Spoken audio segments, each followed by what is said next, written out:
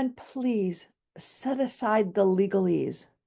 Find common, everyday language that everyone will be able to not just track with, but be able to internalize and make their own. Simple and clean does not mean that you have to dumb it down. You're simply placing priority on elevating the greater good and the group over the individual.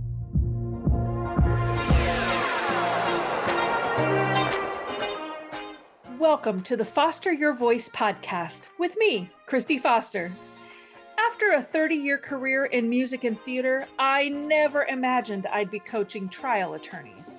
But once I entered your world, I quickly realized how critical and underutilized voice is in the courtroom. The truth is, you don't win trials with brute strength. You win with your voice. I'll give you tools to unlock your voice so you can communicate not just with purpose, but on purpose. If you want quick action tips to help you stay calm and in control, keep jurors engaged, and inspire your listeners to action, all through the power of your voice, you're in the right place. I'm Kristi Foster, and I'm here to help you foster your voice.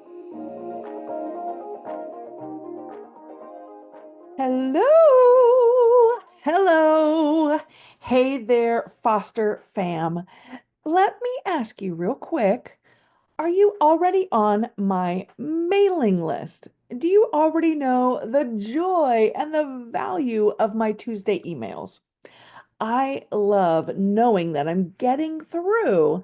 And so it meant so much to me when one reader replied out of nowhere to say, I just wanted to thank you and let you know that I really enjoy getting these emails from you. I can hear you as I read it. Love that. Or another one that said, this is a great vocal tip. Thank you for helping me become a better communicator.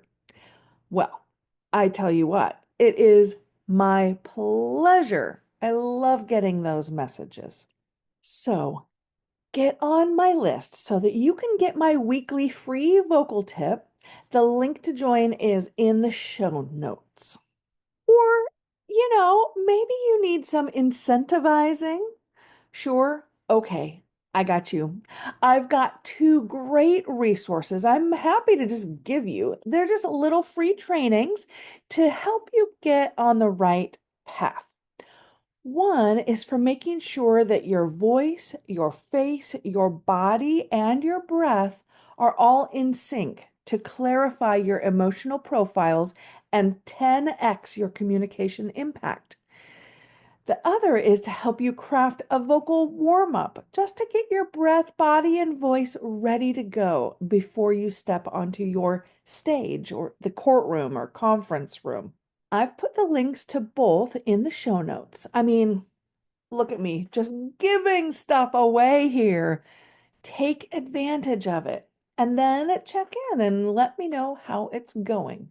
Today, we're going to continue this short series on what my career in theater education taught me about courtroom communication. Last week, we talked about what I learned while being a theater director. And today, we're talking about what I learned as a choreographer that just might help you as a trial attorney. But before we get into it, I just wanted to share something I heard the other day that kind of stopped me in my tracks. And it was this: the faster you're moving, the more you're in fear. And the more you're in fear, the more you're thinking about yourself.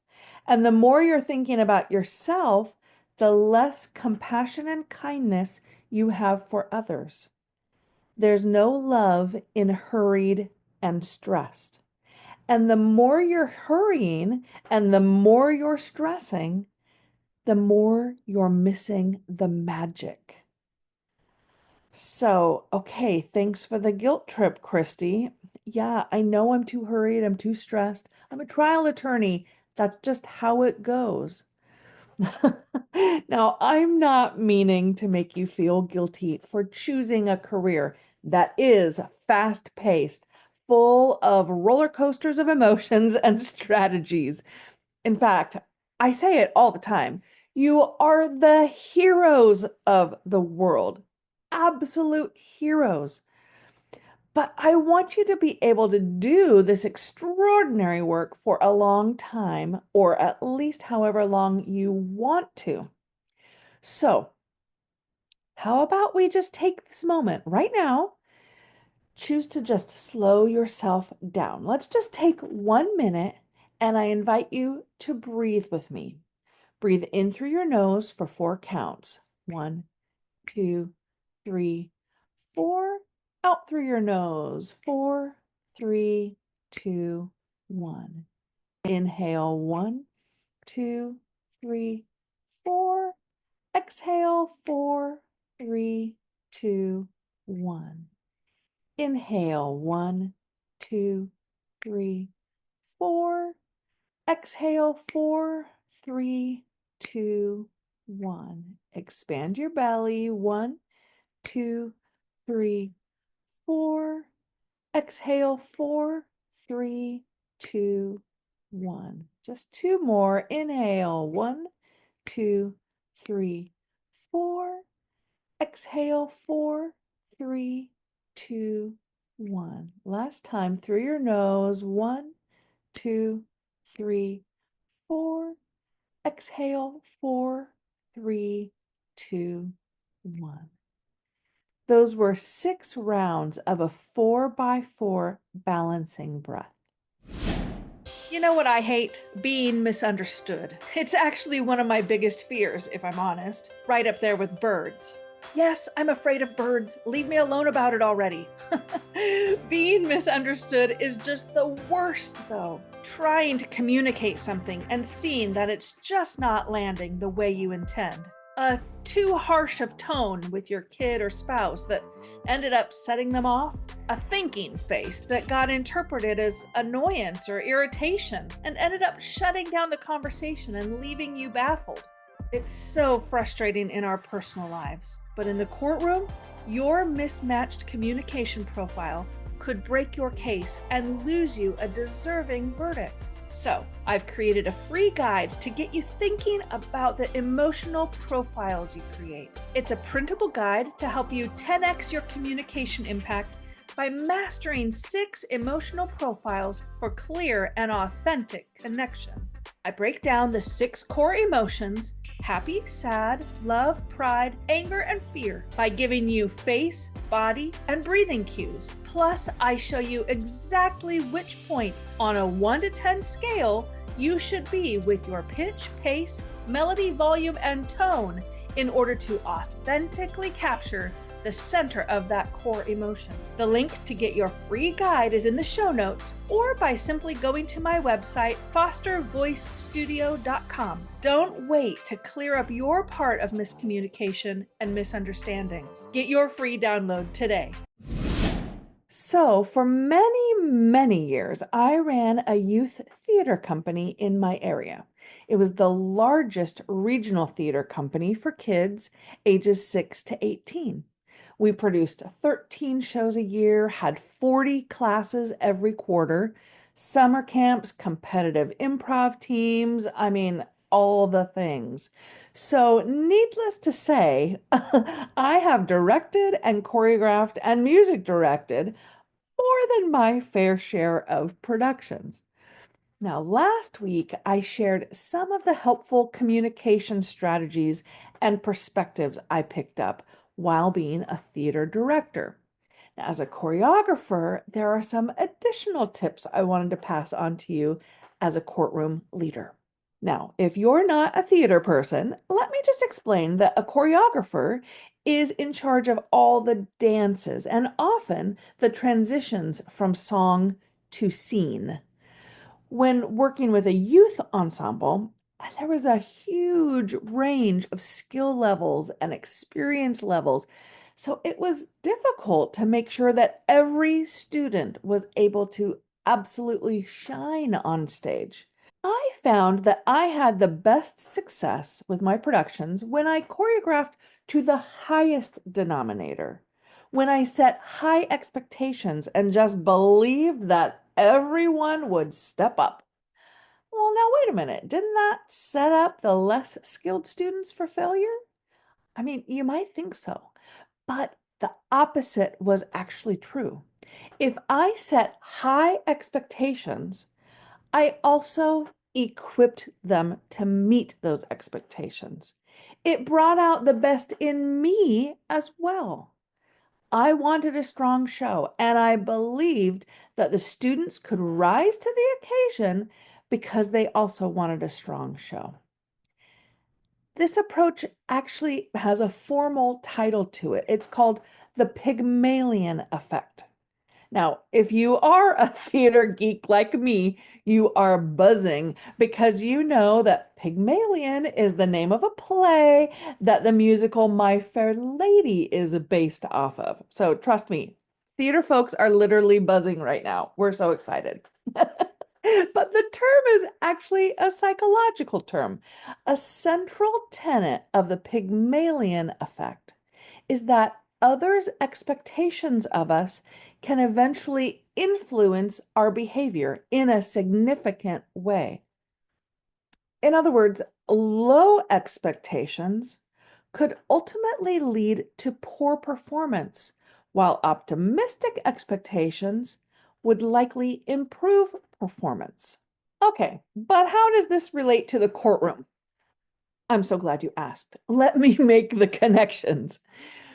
Your beliefs about jurors shape your conduct towards jurors. Your conduct towards jurors influences jurors' beliefs about themselves. These beliefs, in turn, impact jurors' actions towards you, and jurors' actions towards you influence your beliefs about them. And we're back to the beginning. It becomes this cycle, a self-fulfilling prophecy, the Pygmalion effect. So the lesson here is to think highly of your jurors. Think of them as the heroes you want them to be. Treat them as if they are the most important people in the justice system. And believe it. Don't just give them lip service. Expect that they will rise to the occasion to do their best and equip them to do so. When you set that expectation and belief system from the start, you will behave differently for them. You will equip and empower them in unique ways, and they in turn will rise up and look to you for leadership and trust your counsel. Create this new cycle. Stop thinking about them as the enemy in the courtroom. Okay, now the second thing that being a choreographer taught me about courtroom communication is that simple and clean is way better than advanced and messy. As a young or less experienced choreographer, it was so tempting to push higher skills and try to create something flashy and impressive. But the end product was usually far less successful and actually ended up being less impressive. By using easy, understandable, quickly mastered steps that everyone could do, it made it possible for everyone to shine, and we created way more impressive outcomes for the audience. Using advanced steps that not everyone could do masterfully created chaos, and the only ones who could appreciate it were the other technical masters who could recognize the intention, but that didn't cut it. So, in case I've not been obvious, let me just lean in a little bit. In a jury, you're going to have a huge range of folks, education levels, value systems, learning styles. You can't ignore this, nor should you underestimate it. You want simple and clean. Your flashy tech, your fast-talking legalese is not going to work on them. If anything, you'll leave them asking, who are you trying to impress? And That's a good introspective question. Who are you wanting to impress? Is your technology and your terminology to show the defense counsel that you can play with the big boys? Or are you elevating your approach to prove to your own team that you are competent and strong? Are you trying to prove to yourself that you can rise above your humble roots and deserve to stand among the greats? Well, maybe none of these. And maybe your case really needs the fancy and the highfalutin. But as a juror type person, I'm just going to suggest from my perspective that I'd rather you take the time to draw on a simple flip chart that guides me through your thought process, instead of showing all the professionally done animations you had made that draw my attention away from you, the leader that I want you to be. And please set aside the legalese. Find common, everyday language that everyone will be able to not just track with, but be able to internalize and make their own. Simple and clean does not mean that you have to dumb it down. You're simply placing priority on elevating the greater good and the group over the individual. And finally, as a choreographer, I always wanted my actors to make bold choices, to dance full out. They might get a move wrong or get off track, but at least then I would know how to help them and where the breakdowns were happening. Now, they would only know how to dance full out if I showed them. If I wanted the final result to be lightning fingers for a final pose, I modeled that to them. Whatever facial expression I knew would serve the energy of the moment, I modeled that to them. They, in turn, would mirror that back. And jurors will do the same. Give them generous energy, physically and vocally. Model to them the type of interaction you'd like back from them. Now, not everyone will respond in kind. I certainly had rehearsals that felt like I was pulling teeth to get the level of energy I wanted, but most of the time it worked. Give it a try. Model what you want them to mirror back. And for goodness sake, keep fostering your voice. I'll see you next week. Thanks for pulling up a seat with me today and for being part of the Foster fam. Make sure you're subscribed to the podcast so you don't miss a single episode. And while you're at it, go ahead and leave a review or a comment so I can give you a shout out on a future episode. During the week, you can find me on Instagram at Foster Voice Studio, where I'm dropping little nuggets of vocal technique and leadership wisdom. You can also join my mailing list by visiting fostervoicestudio.com or by clicking the link in the show notes. I'll send a weekly vocal tip every Tuesday directly to your inbox. Until then, keep fostering your voice.